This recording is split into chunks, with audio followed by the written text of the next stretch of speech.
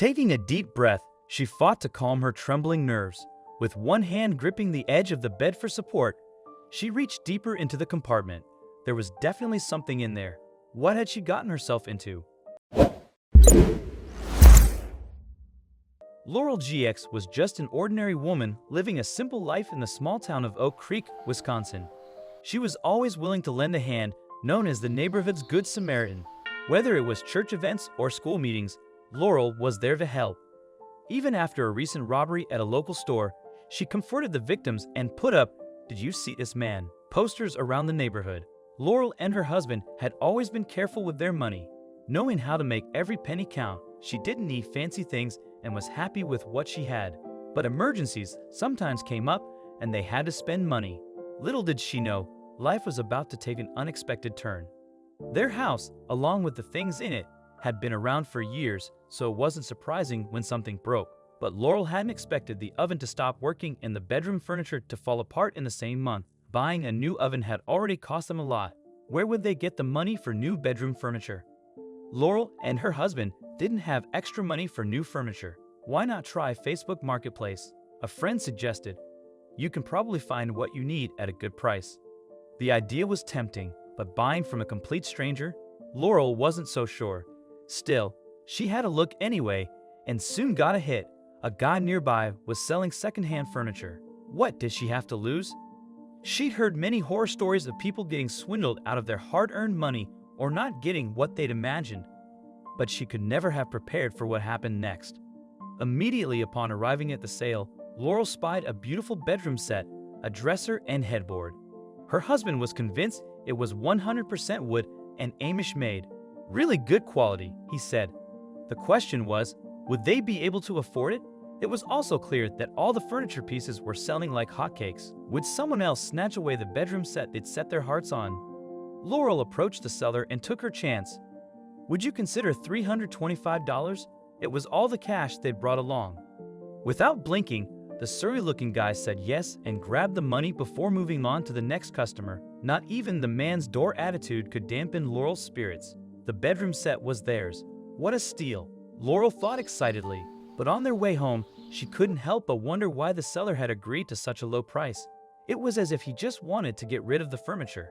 Had she just made a big mistake? Well, what was done, but when they moved the new set into their bedroom, they were in for a nasty surprise. "Oh, they don't quite fit," Laurel exclaimed after her husband had tried to install the bedroom set in their room. The dresser was slightly too big for the space behind the door, but somehow she would make it work. It was indeed a beautiful piece of furniture. Laurel sat down on the edge of the bed and examined their purchase more closely. She ran her hand along the grain of the wood and almost missed the tiny piece of metal jutting out from beneath one of the drawers. She called over her husband to feel it for himself. He seemed to think it was just a random piece of metal or part of a fixture, but Laurel wasn't convinced. Conceding that it might just be an anomaly, she and her husband went to bed. But as Laurel lay there, she had a strange feeling she just couldn't shake. Why would there be a flaw in a piece of furniture? She knew that the Amish prided themselves on their craftsmanship. There had to be more to it. Unable to sleep, she decided to investigate further. She pressed the area and then heard a faint click, a hidden compartment. She suddenly recalled how quickly the man had been to sell them the furniture. Had he known about this secret stash, she really should check inside. How could she go to sleep now, knowing there was something unknown tucked away right next to her bed? It could be anything. Could the seller have hidden something in there? Or did the previous owners of the furniture want to get rid of something? Her mind was racing. There was only one thing to do. Laurel's mind raced with possibilities. Something bad, stolen, or incriminating. What could be hidden inside? Despite her fears, she carefully reached into the crevice and felt something that didn't belong there. She yelled for her husband to wake up. She didn't want to uncover it alone. When he woke up, Laurel nervously whispered, "I was right, there's something here." Together, they imagined what it could be: jewelry, cash, antiques, or collectibles. But when Laurel finally pulled it out, they were shocked. It was a bundle wrapped in paper, an old brown envelope. She stared at it, stunned. "Well, don't just sit there. Open it up," her husband said impatiently. Laurel peeked inside, and a few seconds later, she looked up at him with wide eyes. Reaching into the compartment again, Laurel pulled out another envelope and then another. She opened the first envelope and couldn't believe her eyes. It contained a stack of real $20 bills.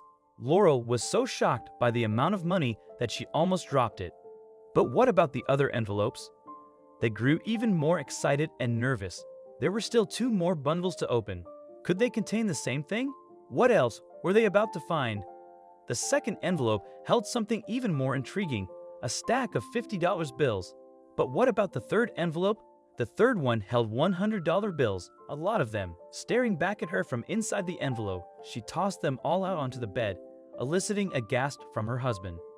Something was nagging at the back of her mind, and then she remembered the recent store robbery. The authorities had never found the stolen loot. Could it be that they had just stumbled upon the thief's hidden stash?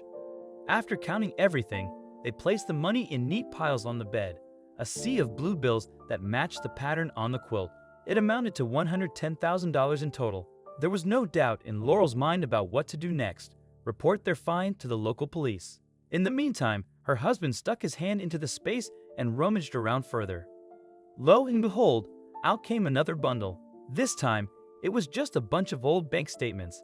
As Laurel examined them, her mind wandered, and suddenly, it hit her. She recognized the name on the bank statements. It was the same surname as the Facebook Marketplace seller. She would get to the bottom of this, she thought, as she logged onto Facebook again that night. The minute she saw the seller's profile, she knew she was right. It was him. Should she tell him what she had found? Laurel called the seller. How should she handle the conversation? She decided to be straightforward. Calmly, she explained how she had found the secret compartment and that she believed it was connected to him. She recognized the last name on the bank statements, Deere, the same as his. The seller confirmed that the bedroom set had belonged to his late parents and had been sold during the estate sale. He wanted to move on from the past, but he didn't know about the hidden compartment. Would Laurel give back what she found? Laurel had spent a lot of time thinking about how she could use the $110,000. She could pay off her granddaughter's student loans, fix up her old house, or take a much-needed vacation. But those ideas didn't last long. Laurel was proud of her strong morals and values, so there was no question about what she would do. Of course, she returned all the money and bank statements right away. The seller's parents had worked hard for that money, and it rightfully belonged to him. Yes, having $110,000 would have been amazing, but Laurel wasn't a thief. As a reward for her honesty, the seller gave Laurel a portion of the money she had returned. How many people would have done the same?